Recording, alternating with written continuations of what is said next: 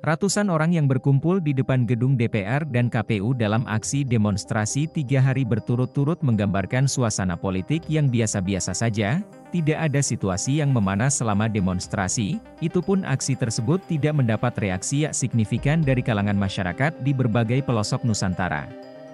Fakta ini dapatlah dikatakan bahwa aksi demonstrasi terhadap kecurangan pemilu yang selama ini dilakukan tidaklah mewakili masyarakat Indonesia dan dapat dipastikan hanya barisan orang-orang yang kecewa atas kekalahan di Pilpres 2024. Walaupun aksi demonstrasi ini dipimpin oleh tokoh-tokoh terkemuka seperti pakar hukum tata negara Refli Harun, mantan Ketua Umum Muhammadiyah Din Syamsuddin dan Mayor Jenderal Purnawirawan Sunarko dari Komando Pasukan Khusus.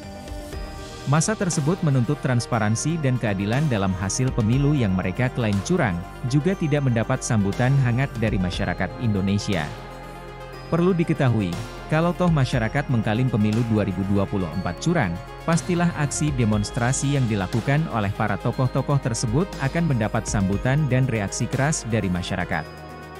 Namun kenyataannya tidak mendapat reaksi. Hal ini dapat dikatakan bahwa masyarakat Indonesia telah puas dan menerima hasil Pilpres 2024 yang dilaksanakan oleh KPU pada 14 Februari 2024. Sebagaimana hasil survei LSI Denny Ja, hanya sekelompok kecil yang menolak hasil Pilpres 2024, dengan hanya 9,3% dari total responden yang menolak hasil tersebut. Sementara itu, 0,9% dari responden tidak memberikan jawaban atau tidak mengetahui apakah mereka akan menerima hasil keputusan KPU. Dari data tersebut, terlihat bahwa mayoritas publik, hampir 90% atau tepatnya 89,8%, setuju dengan keputusan KPU, ungkap Ardian dalam sesi daring pada Jumat, 22 Maret 2024. Survei ini dilakukan dalam rentang waktu 1 hingga 15 Maret menggunakan metode multi-stage random sampling, dengan margin of error sekitar 2,9%. Sebanyak 1.200 responden terlibat dalam survei ini. Dengan pengumpulan data dilakukan melalui wawancara tatap muka menggunakan kuesioner. Sebelumnya, KPU telah menetapkan Prabowo Gibran sebagai pemenang Pilpres 2024 setelah berhasil memenangkan suara di 36 dari 38 provinsi di Indonesia, mengalahkan pasangan Anies Baswedan Muhaimin Iskandar dan Ganjar Pranowo Mahfud MD. Jadi pertanyaannya ini juga penting untuk kita saksikan bersama, jika nanti KPU memutuskan pasangan Prabowo Subianto, Gibran Rakabuming Raka menang satu putaran, apakah Ibu Bapak akan setuju atau tidak setuju? Dan hasilnya, ya saya akan setuju dengan keputusan KPU itu di angka 89,8%. Kemudian yang tidak setuju itu ada juga di angka 9,3% dan yang menyatakan tidak tahu tidak jawab di angka 0,9%. Jadi terlihat dari sini mayoritas publik hampir 90%, tepatnya 89,8% akan setuju dengan keputusan KPU.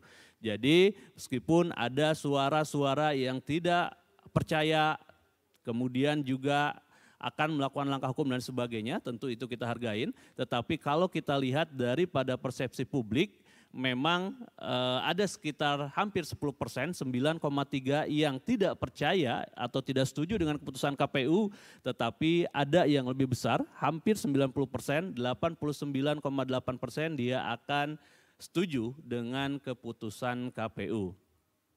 Jika kita breakdown dari mana saja ini asalnya, ini menarik karena ketika misalnya kita coba bedah daripada sisi pemilih capres yang bertarung di 2024, ini dari 3 kandidat, 2 kandidat yang pemilihnya yang akan setuju dengan keputusan KPU ternyata di atas 90% adalah pasangan Prabowo Subianto Gibran Rakabuming Raka dan Ganjar Pranowo Mahfud MD.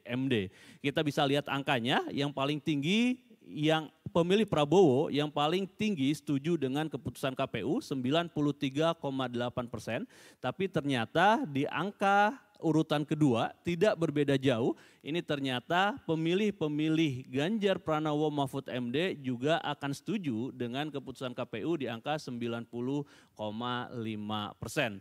Kemudian ada juga pemilih Anies Baswedan, Muhaimin Iskandar, ini juga angkanya tinggi, 79,9%, tetapi jika kita bandingkan dengan pemilih dua capres sebelumnya, ini di angka 80%-an. Jadi ada selisih sekitar 10%-an. Jadi memang yang paling tinggi pemilih-pemilih Prabowo yang akan setuju dengan keputusan KPU, tapi yang lain pun itu hampir 90% di pemilih Ganjar Mahfud, kemudian 80%, 79,9% di pemilih Anies Baswedan, Muhaimin Iskandar. Jadi ini datanya bahwa ternyata yang setuju bukan hanya dari pihak yang menang saja, tetapi dari pihak yang kalah pun pemilih-pemilihnya setuju meskipun ada perbedaan tingkat persetujuannya. Ada 90, ada 80%.